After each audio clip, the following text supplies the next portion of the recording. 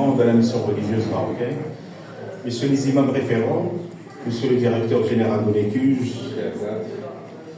monsieur le délégué de l'évêque d'Arras, messieurs les consuls honoraires, mesdames et messieurs en vos titres et qualités, permettez-moi tout d'abord de vous souhaiter la bienvenue et vous dire combien nous sommes heureux de vous accueillir au sein du consulat général pour assister à ce tour repas de rupture du jeûne qui s'inscrit dans la pure tradition du mois sacré de Ramadan, période de jeûne et de renouveau spirituel. C'est aussi un moment durant lequel la communauté musulmane fait preuve de sa grande générosité et son ouverture aux autres. C'est fidèle à cet esprit que nous nous réunissons aujourd'hui pour partager des idées, informer, inspirer et susciter des réflexions sur le sujet de la cohabitation intelligente entre les trois religions abrahamiques, le judaïsme, le christianisme et l'islam. Notre conférence porte sur cette relation entre personnes de religions différentes en prenant l'exemple du Maroc, qui est un modèle en matière de tolérance et de dialogue interculturel. Le Maroc a en effet toujours joué un rôle avant-gardiste au niveau international en tant que bridge builder, pays bâtisseur de passerelles de compréhension entre les nations. La conférence est animée par 4 panélistes que je tiens à remercier vivement pour leur contribution. 2 imams référents, M. Mohamed Louafi et Morgan Gallet, tous les 2 lauréats de l'Institut Mohamed VI pour la formation des imams prédicateurs et prédicatrices, qui siègent à Rabat. On aura également M. Jacques Sénélard, délégué de l'évêque d'Arras en charge des relations avec les musulmans. Et enfin M. Gadib Guy, directeur général de l'ECUJ, espace culturel et universitaire juif d'Europe, situé à Paris. Dans mon introduction, j'aborderai des sujets qui me tiennent beaucoup à cœur, la notion du juste milieu dans l'islam et le rôle du dialogue entre les religions et entre les cultures dans la construction d'une société harmonieuse et de paix. Al-Wasatiyya, littéralement, la notion du juste milieu en islam est la plus importante après celle de l'unicité de Dieu. Elle est prescrite dans le Coran et s'appuie sur l'idée d'équilibre, de modération, de refus de toute injustice et de tout excès.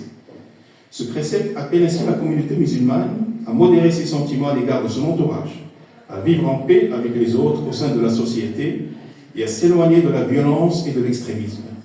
Dans ce sens, tout fanatisme dirigé contre autrui doit être fermement condamné, car il ne correspond pas aux valeurs d'un vrai musulman. L'islam, véritable juste milieu, s'oppose ainsi à une société totalitaire et théocratique. Tout musulman est ainsi appelé, selon les préceptes du Coran, à suivre la voie médiane, qui est celle de la tolérance, l'équité, la sagesse, la droiture et le savoir. L'identité religieuse du Maroc est basée sur l'islam du juste milieu et elle repose en particulier sur le rythme malikite, école du droit musulman qui prend l'effort d'interprétation personnelle, l'intérêt général et la réflexion par opposition à une lecture littérale du Coran. Sa Majesté le roi Mohamed VI, commandeur des croyants, est le garant de cet islam de tolérance, ouvert et qui garantit le libre exercice du culte, de tous les cultes. En effet, la commanderie des croyants, qui a pour mission de protéger l'identité de l'orthodoxie sunnite de l'islam, veille également la pratique des religions chrétiennes et juives au sein du royaume, dans le but de préserver la paix spirituelle. Parmi les initiatives du souverain marocain pour favoriser le rayonnement de l'islam du juste milieu au niveau national et international figure la création en 2015 de l'Institut Mohamed VI pour la formation des imams, prédicateurs et prédicatrices. D'ailleurs, nos 2 imams référents auront l'occasion de nous parler un peu plus en détail de l'importance de cet institut qui est devenu incontournable. Le savoir est important car c'est un instrument efficace qui permet à l'individu de renforcer sa résilience face à l'extrémisme violent. C'est d'ailleurs ce qu'a rappelé Sa Majesté le roi Mohamed VI, que Dieu l'assiste, à l'occasion de la visite du Saint-Père, le pape François, au Maroc en 2019, lorsqu'il déclarait, je cite, « Pour faire face au radicalisme, la réponse n'est ni militaire ni budgétaire. Elle a un seul nom, éducation. » Bien évidemment, l'éducation devrait être basée sur l'apprentissage et l'ouverture aux autres cultures et religions. Mesdames et messieurs, pourquoi est-il important de privilégier le dialogue entre les religions monothéistes et le rapprochement interculturel? Plus que jamais, nous sommes confrontés à un monde dominé par des crises multidimensionnelles et d'incertitudes croissantes, un monde marqué par la montée des extrêmes, avec les risques que les peuples et les religions s'ignorent les uns les autres, voire qu'ils développent et nourrissent des antagonismes. C'est ce que Samuel Huntington avait appelé le clash des civilisations. Face à ces idéologies de rejet qui visent à promouvoir la discorde plutôt que la concorde, la diversité plutôt que la diversité, ainsi que l'obscurantisme et le radicalisme, le dialogue entre les peuples représente plus que jamais une nécessité vitale. Le Maroc pluriel, carrefour des rencontres et lieu de brassage, des cultures, des civilisations, s'est investi afin que ce dialogue soit la seule alternative possible face au drame occasionné par ces logiques univoques et nihilistes. Dans ce contexte, la communauté chrétienne a toujours vécu en harmonie et en paix avec la communauté musulmane au Maroc, et les églises demeurent à ce jour des lieux de partage, d'échange et de transmission de valeurs universelles de paix et de fraternité.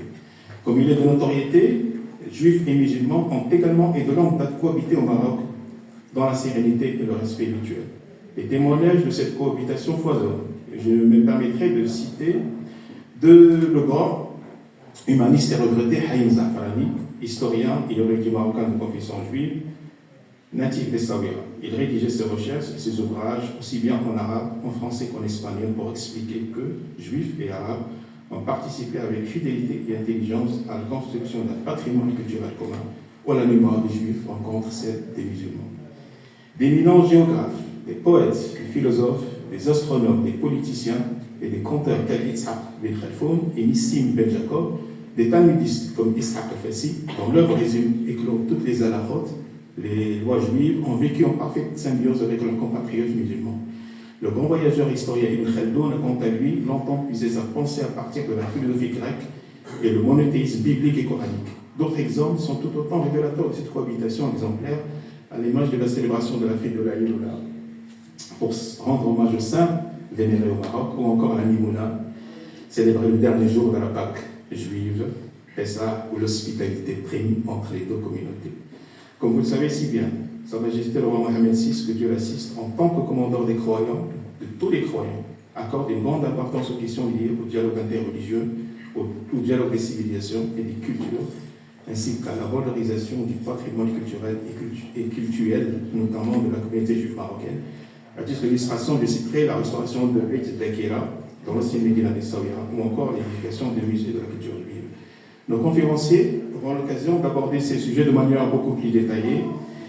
Je voudrais en dernier lieu remercier nos banques partenaires, Tijari votre banque, les Bank of Africa, qui nous soutiennent pour l'organisation de cette manifestation. Sans plus tarder, je donne la parole à M. Mohamed Louafi, imam référent. Et je vais faire une brève présentation de M. Louafi. M. Louafi est lauréat de l'Institut Mohamed VI pour la formation des imams, prédicateurs et prédicatrices de Rabat. Il a obtenu son diplôme en 2019, après 4 années d'études. Il fait partie de la première promotion française de l'Institut qui a vu le jour dans le cadre d'une convention signée par la France et le Maroc lors de la visite du président François Hollande à Tanger en septembre 2015, en présence de Sa Majesté le roi Mohamed VI, commandeur des croyants. M. Louafi est conseiller dans le domaine religieux, conférencier, formateur et encadreur religieux, historien des religions, et il assure le suivi des mosquées en France. Il nous dressera un aperçu global sur le libre exercice du culte au Maroc en se focalisant sur la pratique du judaïsme et du christianisme. Je vous donne la parole, s'il vous plaît.